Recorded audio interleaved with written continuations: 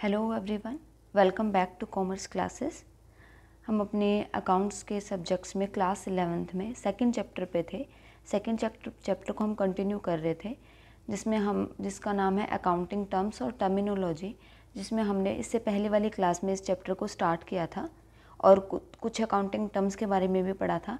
तो आज हम उसी को कंटिन्यू करेंगे अपनी आज के वीडियो में भी, अकाउंटेंसी सब्जेक्ट का क्लास 11th का सेकेंड चैप्टर।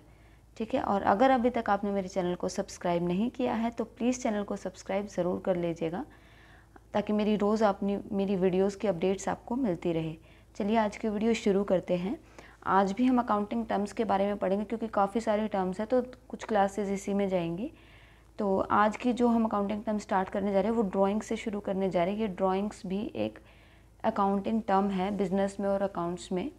ठीक है, ड्राइंग्स होता क्या है चलिए देख लेते हैं।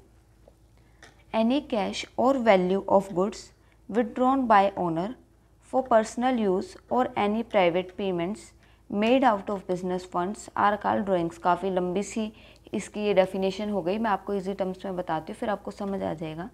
ड्राइंग्स वो होता है, ड्राइंग्स का भी एक अकाउंट बनता है, जैसे सेल्स का अकाउंट बनता है ना, परचेज़ का, सेल्स का, एक्सपेंसेस का।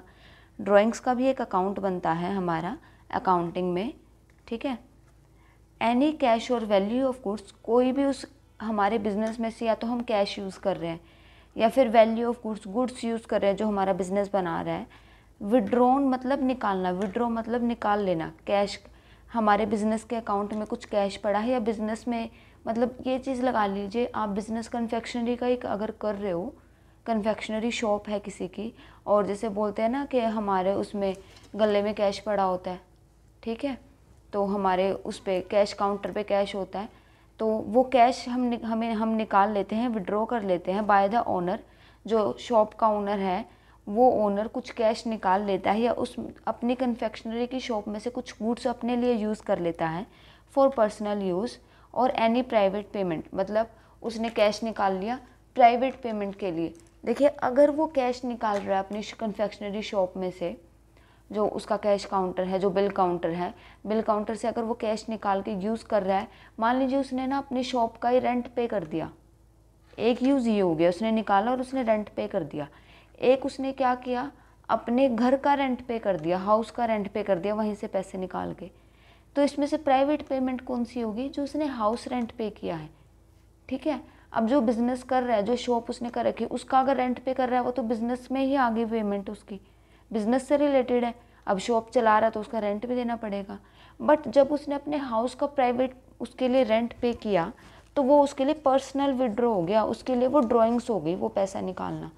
ठीक है, made out of the business funds, जो बिजनेस के फंड्स में से यूज़ कर रहा है वो, जो उसके पास कैश काउंटर पे, जो बिल काउंटर पे जो पैसा रखा हुआ है वो उसका बिजनेस का ही फंड है ना, बिजनेस के थ्रू आ रहा है।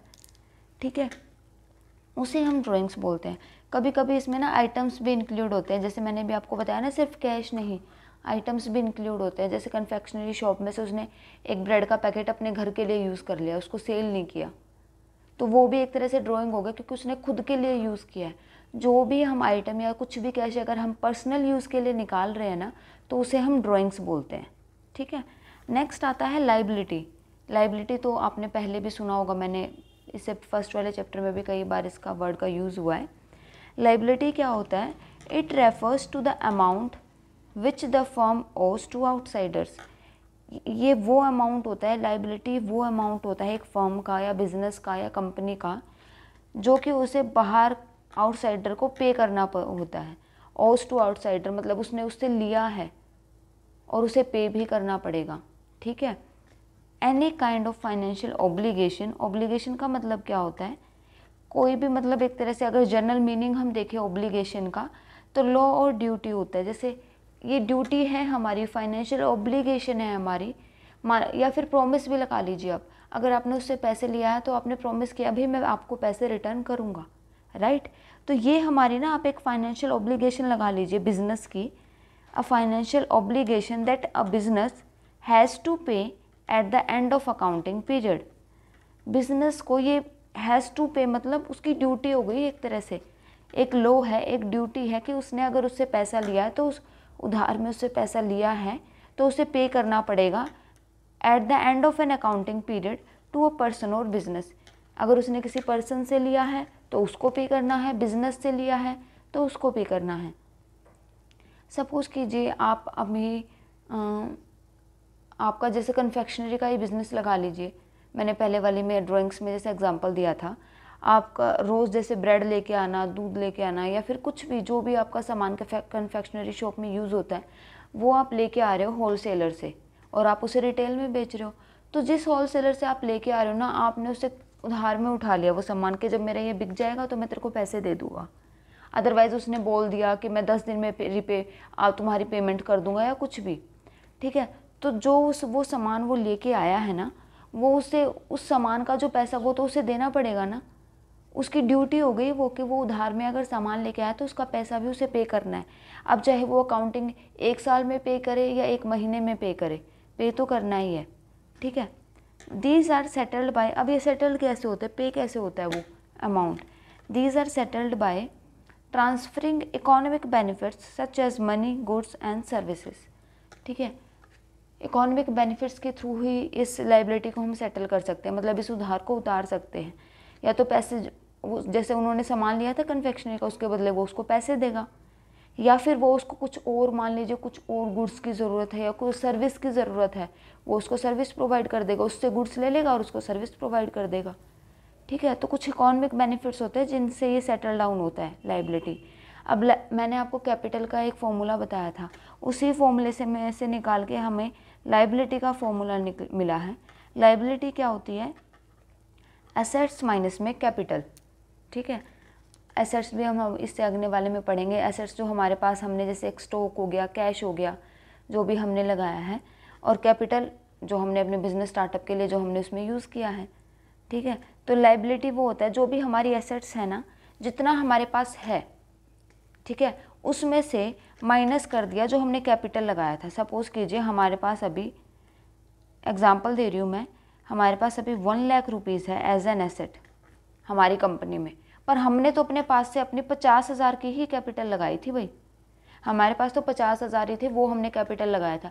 पर अब हमारे पास शो हो रहा है 1 लाख का अमाउंट, तो जो वो 50,000 बैलेंस बचा है इसमें से, वो 50,000 हमारा लाइबिलिटी हो जाएगा, मतलब वो हमने किसी से उधार लिया है, ठीक है।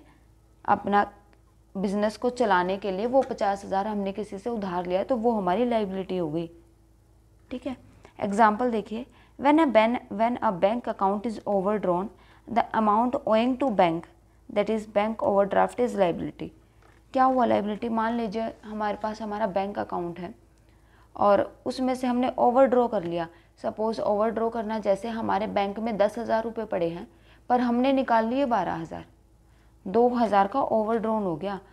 वो 2,000 क्या होएगा, वो हमारा बैंक ओवरड्राफ्ट होएगा, हमारी लाइबिलिटी है जो हमें बैंक को वापस करने हैं। ये बैंक ओवरड्राफ्ट आपको कब मिलता है, जब आपको बहुत अच्छा रिकॉर्ड हो बैंक में, ऐसे ही किसी को भी नहीं मिलता। एक नॉर्मल बंदा जाके ये नहीं बोल सकता कि मेरे बैंक में अकाउंट में 10,000 है, मुझे 12,000 चाहिए और दो, कोई बैंक नहीं देगा। जिसका काफ़ी अच्छा रिकॉर्ड चल रहा है ना, काफ़ी अच्छे से अगर वो लाइबिलिटीज़ को पे कर रहा है, काफ़ी अच्छी ट्रांजेक्शन्स हो रही है, मतलब ज़्यादा से ज़्यादा पैसा आ रहा है, जा रहा है, ठीक है, और पुराना कस्टमर है किसी बैंक का, तो उसी को बैंक ओवरड्राफ्ट की फैसिलिटी मिलती है। जैसे कि क्रेडिट कार्ड हो गया, क्रेडिट कार्ड ले लीजिए, हम उसमें पहले ही शॉपिंग कर लेते हैं या पहले ही हम उसको अमाउंट को यूज़ कर लेते हैं और बाद में जब हम उसको रीपे करते हैं या तो इंस्टॉलमेंट्स में या फिर इकट्ठे, कुछ टाइम पीरियड होता है जैसे 40 डेज़ 45 डेज़, ठीक है, कुछ टाइम पीरियड के अंदर हमें वो अमाउंट रीपे करना होता है, तो ये बैंक ओवरड्राफ्ट होता है, ये हमारा लाइबिलिटी होती है जो पे करना है। बिल्स पेएबल हो गए, जो बिल हमें पे करने हैं, जैसे मैंने आपको बताया था कन्फेक्शनरी का सामान लिया है, वो बिल हो गया ना हमारा, वो पे करना है हमें। तो ये हमारी लाइबिलिटी के कुछ एग्जांपल्स हैं, मैंने जैसे आपको बताया। अब लाइबिलिटी का मीनिंग भी आपको क्लियर हो गया, उसके मैंने कुछ एग्जांपल्स भी आपको बताए।